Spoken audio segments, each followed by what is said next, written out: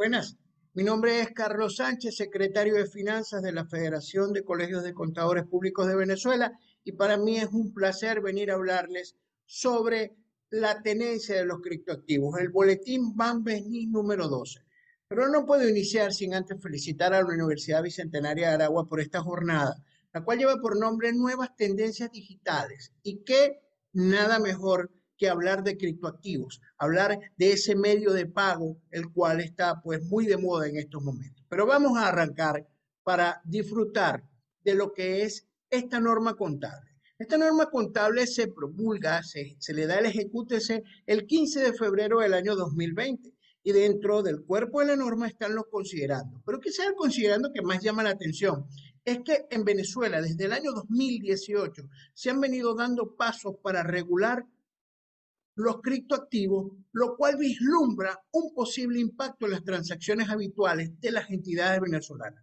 No olvidemos que la contabilidad es la que se encarga de registrar los hechos económicos y cada vez que existan estos, pues eso genera un asiento contable y ese asiento contable, por supuesto, va a lo que es el cuerpo de un estado financiero. Pero vamos a continuar.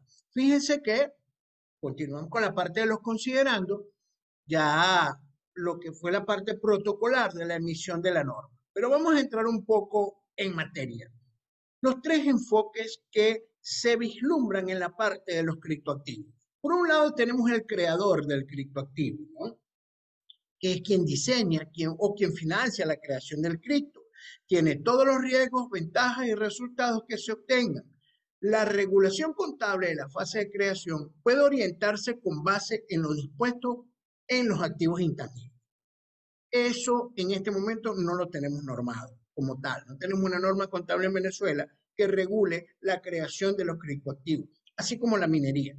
¿Okay? Sí estamos en un proceso de estudio, sobre todo para regular contablemente cómo pueden presentarse este tipo de actividades en el cuerpo de los estados financieros. El minero es quien presta el servicio al creador de descifrar el algoritmo que crea la cripto. Entonces, esta norma no ha sido emitida como les hice mención, pero la que sí hemos emitido, que está vigente, lo dijimos ya el 15 de febrero del año 2020, es la que va a cumplir el tenedor de la cripto, de los criptos, perdón. Entonces, con base en el uso que tenga previsto para el cripto que posee, lo debe clasificar. Entonces, fíjense lo siguiente, el control lo genera la wallet. Si no tengo control de la wallet, contablemente no puedo incorporar en los estados financieros. Eso es un aspecto muy importante, sobre todo porque es delicado. Muchas veces nos dicen, no, sí, tengo X cantidad de criptoactivos. Perfecto, ¿tiene control de la wallet? No, no lo tengo. Entonces no tiene nada. Es muy importante este aspecto y hay que tomarlo en cuenta. Entonces, la regulación contable sería orientada en equivalente de efectivo, inventarios, otros activos, si acaso hubiesen restricciones de uso. Entonces, el tenedor de los criptoactivos es quien debe cumplir con estas normas contables. Pero vamos a ver cuál es el objetivo de la norma. Este boletín de aplicación tiene el propósito de establecer el criterio para reconocimiento, medición, presentación y revelación de la tenencia de criptoactivos. Fíjense esos cuatro conceptos: reconocimiento, medición, presentación y revelación de la tenencia. Todo contablemente está radicando en ese aspecto. Bien, ¿cómo reconocemos ese criptoactivo? Entonces, reconocemos cuando exista control y genere beneficios económicos futuros. De una forma u otra, no, yo los compro, los tengo ahí, eso va a generar un beneficio económico futuro. No, yo los compro para pagar otros bienes y servicios, eso va a generar un beneficio económico futuro. ¿Cuándo damos de baja estos criptoactivos? Primero, cuando se transfiere a un tercero, fíjense, se lo acabo de decir, cuando se pierde el control de la wallet. ¿Qué quiere decir? Pierdo la contraseña de acceso a la wallet, pierdo el control de mis criptoactivos. Y cuando pierda la probabilidad de generar beneficios económicos futuros. Entonces, el criptoactivo desapareció, ya no es de su uso o no es un de uso frecuente, automáticamente hay que dar de baja el criptoactivo. O no se pueda medir el valor razonable. Este es un aspecto bastante importante. Cuando hablamos de medición, cuando hablamos de reconocimiento, medición al reconocimiento, lo vamos a medir con respecto al costo de adquisición. Ese reconocimiento inicial es con respecto al costo de adquisición y el reconocimiento posterior es el valor razonable a la fecha de medición. ¿Qué quiere decir esto? Si yo obtuve un criptoactivo con un importe en el mes de enero del año 2021, cuando yo cierre el ejercicio económico del 31 de diciembre de ese mismo año, yo debo realizar una medición a ese cripto en base o considerando, perdón, el valor razonable que él mismo se tenga en el mercado. Entonces, fíjense, ese, ese hecho es muy importante porque los criptoactivos no se reexpresan por la inflación y se reconocen, en el caso de que existiera alguna ganancia, en otros resultados integrales, lo que muchos contadores públicos conocemos como ORI. ¿Okay? Pero vamos a continuar.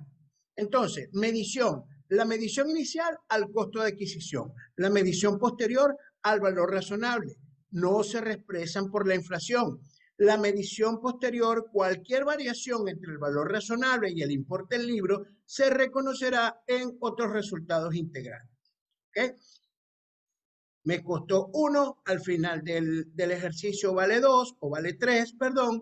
Ese 2 que obtengo como ganancia va al estado o otro resultado integral del periodo. Muy importante este aspecto porque hay fluctuaciones con respecto al valor de esos criptoactivos que deben ser registrados contablemente.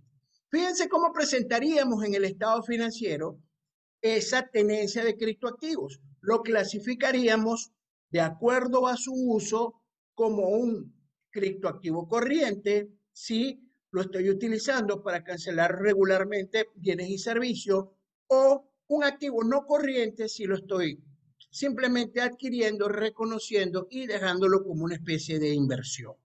Muy importante saber cuál es el destino que yo le estoy dando a esos criptoactivos para poder valorarlo, reconocerlo de la mejor forma. Fíjense cuando hablamos del estado de resultado integral, en la última parte, como podemos ver acá, ganancia por criptoactivos. Eso es la diferencia del importe entre lo que cancelé y el valor razonable al final de un periodo determinado.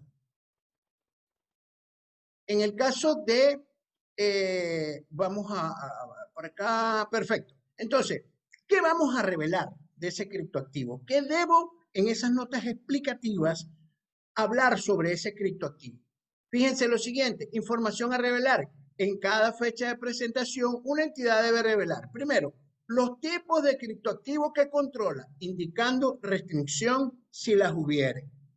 La intención de uso, fíjense que es importante conocer la intención de uso para poder clasificarlo, o lo coloco como activo corriente o va en la parte de los activos no corrientes. La fuente de información base para la medición reconocida. Es importante cuando yo voy a determinar el valor razonable del criptoactivo, yo debo manifestar cuál es la fuente que me está dando dicho valor para poder, por supuesto, avalar ese registro o ese importe que voy a registrar en la contabilidad. Una conciliación de los cambios en el importe del libro de los criptoactivos entre el comienzo y el final del periodo corriente que incluya, primero, el resultado surgido por el cambio de valor razonable, lo que estábamos mencionando. Me costó 1, vale 3, tengo que determinar ese 2.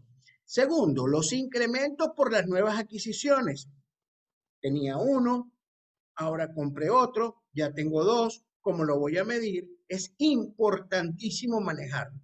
Quizás a lo mejor en este momento algunas personas pues nos vamos a acordar de aquellas famosas tablas de Cardex, en donde nosotros llevábamos el control de entradas y salidas en base a un proceso de compras o ventas de los productos y que de una forma u otra al final me daba su importe. Esto es algo muy similar y es una recomendación que lo haga. Lo otro es las variaciones por los intercambios entre activos, entre criptoactivos de distinta naturaleza. Por citar un ejemplo, tenía Bitcoin, compré Petro. O sea, son cosas que nosotros podemos, eh, debemos registrar. Eso es muy importante. Entonces, presentación de información adicional. Eh, Quizás sea necesario, ¿verdad? Presentar una información adicional si a juicio profesional del contador considera que así se requiere, ¿no? Entonces, ¿cómo voy a presentar esa información adicional que está expresada en la página 16, o perdón, el párrafo 16 de esta norma?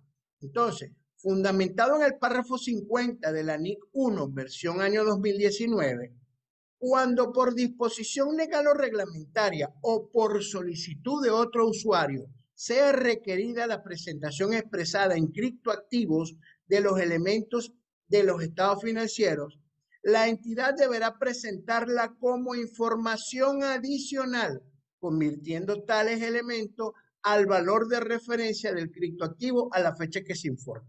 Palabras más, palabras menos. Yo tengo que primero informar, ¿verdad?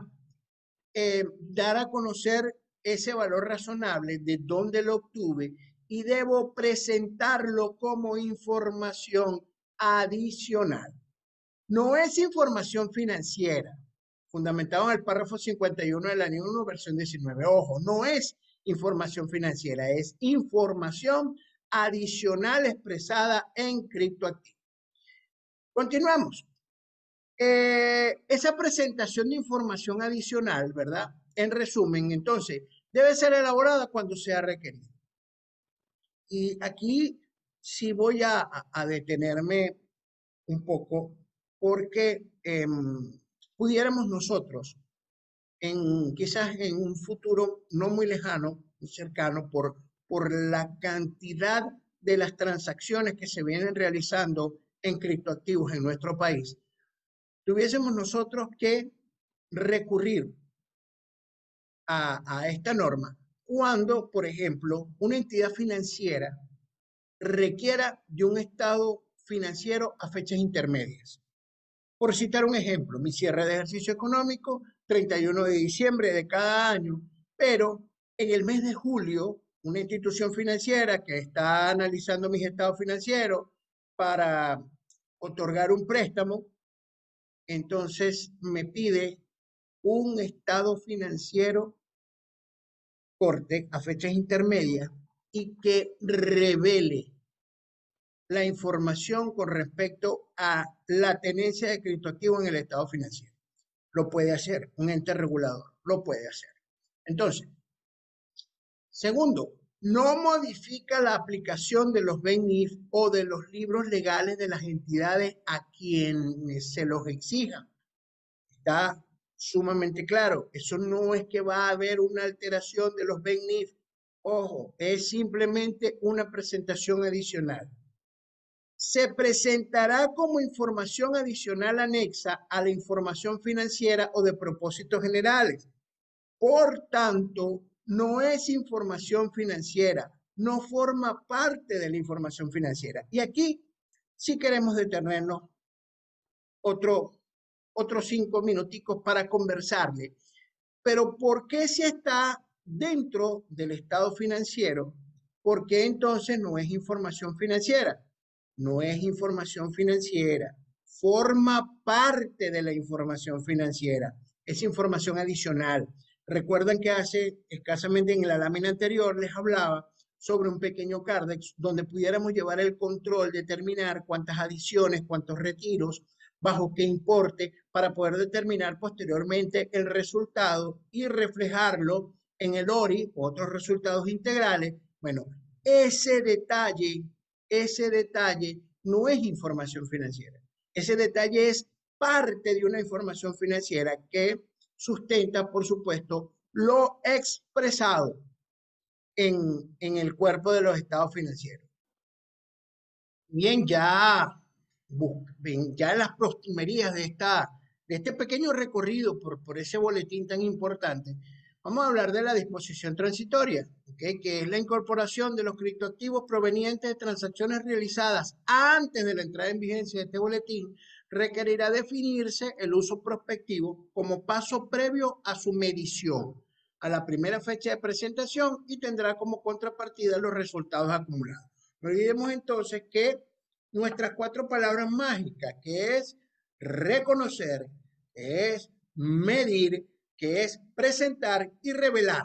Entonces, sobre esos cuatro aspectos, nosotros vamos a tomar la información de los criptoactivos desde la fecha de origen hasta la fecha en que la entidad decide incorporarlo en su estado financiero y el diferencial de esa medición en el valor razonable de su importe pagado originalmente debe ir a otros resultados integrales.